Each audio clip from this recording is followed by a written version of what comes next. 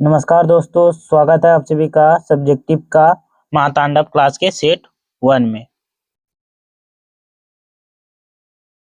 ये हमारा सेट 1 है।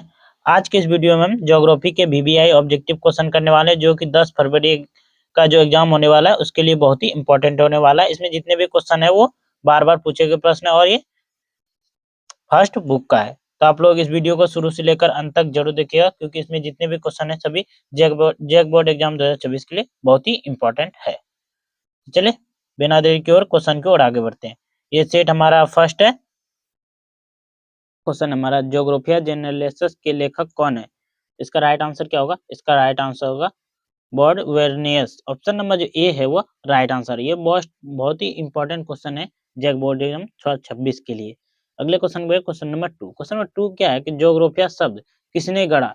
ज्योग्राफिया जो शब्द है वो किसने गढ़ा, अथवा क्वेश्चन ये पूछा जा सकता है ज्योग्राफिया शब्द का प्रयोग सर्वप्रथम किसने किया था?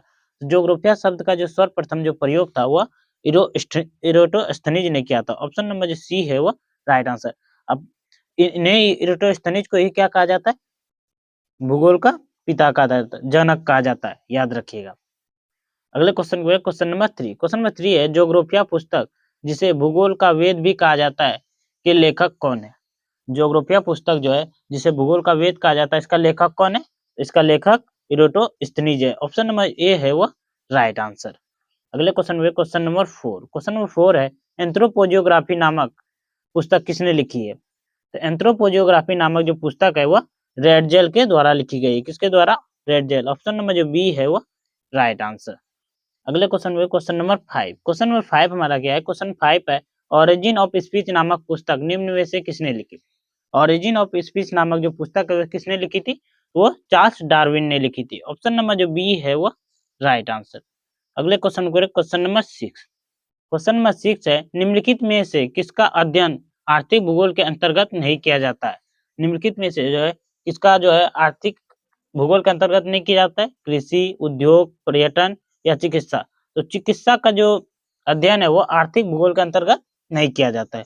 ऑप्शन नंबर जो डी है वो राइट आंसर।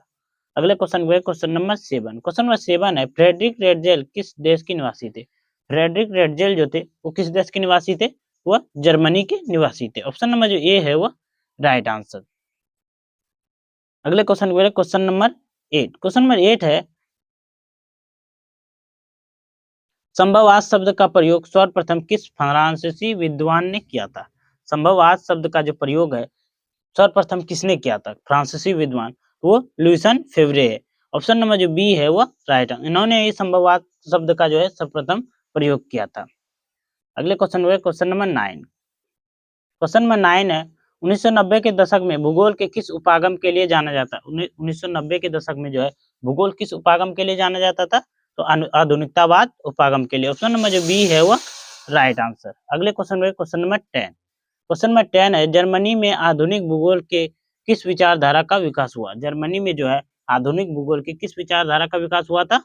वहां पे प्राकृतिक भूगोल, नियति भूगोल, निश्चयवाद भूगोल, इन सभी का उदय हुआ था। और ऑप्शन नंबर जो डी है वो राइट आंसर। अगले क्वेश्चन के क्वेश्चन नंबर 11। क्वेश्चन नंबर 11 हमारा क्या है? क्वेश्चन नंबर 11 है कि पर्यावरण निश्चयवाद विचारधारा की शुरुआत जर्मनी के किस विद्वान द्वारा किया गया था? पर्यावरण निश्चयवाद जो है विचारधारा है उसका शुरुआत जर्मनी के जो विद्वान थे वो किसके द्वारा किया गया था? तो वर्नियस के द्वारा। ऑप्शन नंबर जो सी है वो राइट आंसर।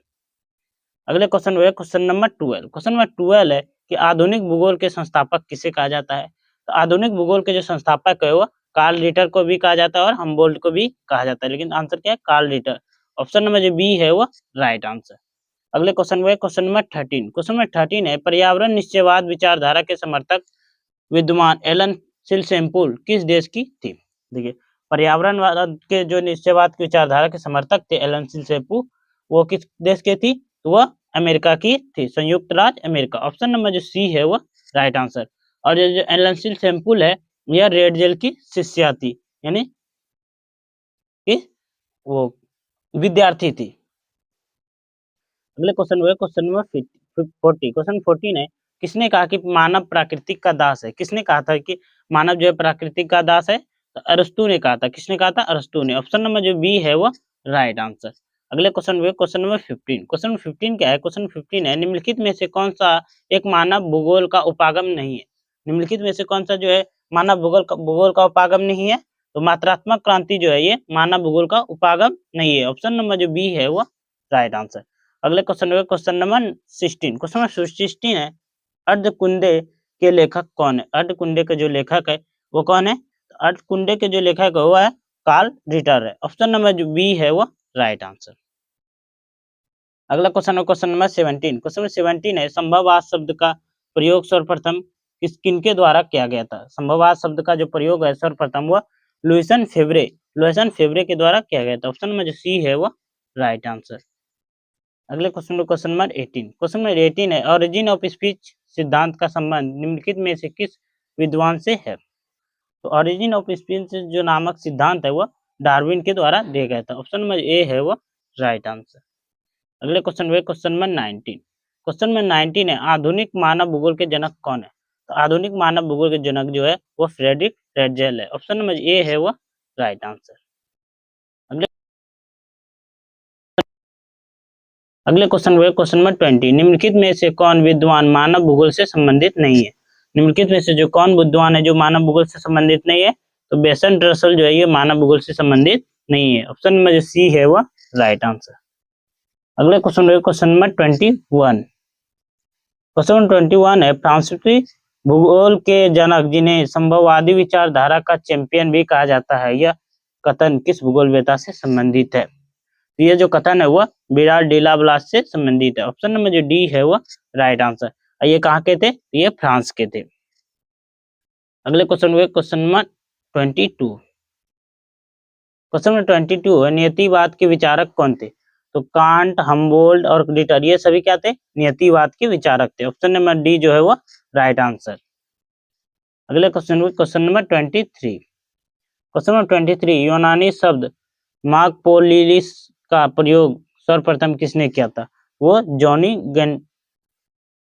गेटमैन ने किया था, जॉनी गेटमैन। ऑप्शन नंबर जो बी है वो राइट आंसर।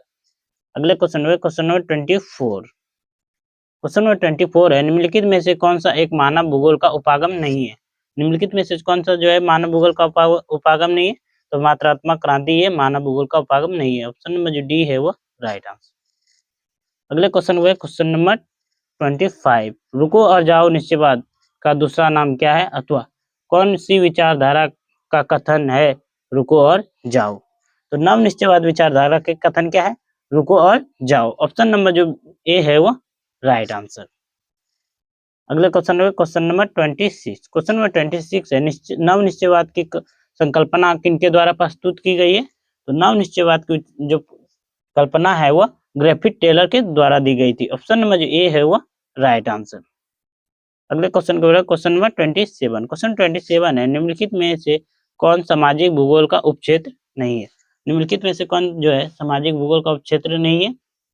तो सैन्य भूगोल जो है सामाजिक भूगोल का क्षेत्र नहीं है। ऑप्शन नंबर जो डी है वो राइट आंसर। संस्कृति भूगोल, चिकित्सा भूगोल ये सभी क्या आते हैं? सामाजिक भूगोल के अंतर्गत आते हैं। अगला क्वेश्चन है क्वेश्चन नंबर 28, इनमें से कौन सा राजनीतिक भूगोल का उपक्षेत्र है? ठीक ना, निर्वाचन भूगोल, पर्यटन भूगोल, भौतिक भूगोल या चिकित्सा भूगोल? तो निर्वाचन भूगोल आता है। ऑप्शन नंबर जो ए है वो राइट आंसर। अगले क्वेश्चन है क्वेश्चन नंबर 29। क्वेश्चन नंबर 29 है, सैन्य भूगोल मानव भूगोल की किस शाखा का भाग है? सैन्य भूगोल जो है मानव भूगोल का कौन सा शाखा का भाग है? तो वह राजनीतिक भूगोल का है। ऑप्शन नंबर जो ए है वो राइट आंसर। अगले क्वेश्चन हुए क्वेश्चन नंबर 13। क्वेश्चन नंबर 13 है, इनमें से कौन सा आर्थिक भूगोल का उपक्षेत्र नहीं है? तो आर्थिक भूगोल का उपक्षेत्र ऐतिहासिक भूगोल क्या है? आर्थिक भूगोल का क्षेत्र नहीं है। ऑप्शन नंबर जो डी है वो राइट आंसर। अगले क्वेश्चन है क्वेश्चन नंबर 31। क्वेश्चन 31 है, मानव भूगोल मानव समाज और धरातल के बीच संबंधों का संश्लेषित अध्ययन है। यह जो परिभाषा है किस विद्वान के द्वारा दिया गया है? यह परिभाषा जो है रेटजेल के द्वारा दी गई है, फ्रेडरिक रेटजेल। ऑप्शन नंबर जो बी है वो राइट आंसर। यह क्वेश्चन सब्जेक्टिव में भी पूछा जाता है तो आप सब याद रखिएगा। अगले क्वेश्चन है क्वेश्चन नंबर 32। क्वेश्चन 32 है, मानव भूगोल क्रियाशील मानव और अस्थायी पृथ्वी के परिवर्तनशील संबंधों का अध्ययन है, यह किसने कहा था? यह कुमारी सेम्पुल ने कहा था। ऑप्शन नंबर जो बी है वो राइट आंसर। अगले क्वेश्चन है क्वेश्चन नंबर 33। क्वेश्चन नंबर 33 है, अमूलवादी रेडिकल विचारधारा ने निर्धनता के कारण बंधन और सामाजिक असमानता को व्याख्या के लिए किसके सिद्धांत का प्रयोग किया है? तो वह मार्क्स के सिद्धांत का प्रयोग किया है। ऑप्शन नंबर ए है वह राइट आंसर। अगले क्वेश्चन होगा क्वेश्चन नंबर 34। क्वेश्चन 34 है ग्रिफिथ टेलर द्वारा कौन सी विचारधारा दी गई? तो ग्रिफिथ टेलर के द्वारा जो है नव निश्चयवाद विचारधारा दी गई है। ऑप्शन नंबर जो सी है वह राइट आंसर। अगले क्वेश्चन नंबर 35। क्वेश्चन नंबर 35 है हमारी पृथ्वी को नियंत्रित करने वाले भौतिक नियमों तथा इस पर रहने वाले जीवों के मध्य संबंधों के अधिक संस्कृत ज्ञान किसे उत्पन्न संकल्पना के रूप में मानव भूगोल किसने परिभाषित किया है? तो वो विडाल डिला ब्लास ने किया था। ऑप्शन नंबर जो डी है वो राइट आंसर। अगले क्वेश्चन नंबर 36। क्वेश्चन नंबर 36 है निम्नलिखित में से कौन सा एक लोगों का और पर्यावरण के बीच अन्वयन क्रिया का सर्वाधिक महत्वपूर्ण कारक है? तो वह है प्रौद्योगिकी। ऑप्शन नंबर जो बी है वो राइट आंसर। अगले क्वेश्चन नंबर 37। क्वेश्चन नंबर 37 है निम्नलिखित कथनों में से कौन सा एक मानव भूगोल को वर्णन नहीं करता है? तो कौन नहीं करता है? संकलात्मक जो अनुशासन, मानव और पर्यावरण के बीच अंतर संबंधों का अध्ययन, वैधता पर आश्रित या फिर प्रौद्योगिकी के विकास के फलस्वरूप आधुनिक समय में भूगोल प्रासंगिक नहीं है। तो यह नहीं आती। ऑप्शन नंबर डी है वो राइट आंसर। अगले क्वेश्चन नंबर 38। क्वेश्चन 38 है निम्नलिखित में से कौन सा एक भूगोल सूचना का स्रोत नहीं है? निम्नलिखित में से कौन सा जो भौगोलिक सूचना का स्रोत नहीं है? तो चंद्रमा से चट्टानों के पदार्थ के नमूने। ऑप्शन नंबर जो सी है वो राइट आंसर। अगले क्वेश्चन नंबर 39। संभववाद की अवधारणा में किस घटक को ज्यादा महत्वपूर्ण माना गया है? तो संभववाद की अवधारणा में जो है किस घटक को सबसे महत्वपूर्ण माना गया है? तो वह मानवीय घटक को। ऑप्शन नंबर ए है वह राइट आंसर। और जो निश्चयवाद विचारधारा में प्राकृतिक घटक को महत्वपूर्ण माना गया है, याद रखिएगा इसे। क्वेश्चन नंबर 14 है द लिमिट टू ग्रोथ के लेखक कौन है? वो है मोडिज। ऑप्शन नंबर जो बी है वो राइट आंसर। ये थे most important objective question chapter 1 से। आपको कैसा लगा? आपको अगर वीडियो अच्छा लगा तो वीडियो को लाइक कीजिए, चैनल को सब्सक्राइब कीजिए और ज्यादा से ज्यादा बच्चों तक शेयर कीजिएगा। चलिए मिलते हैं अगले वीडियो में। जय हिंद, जय भारत।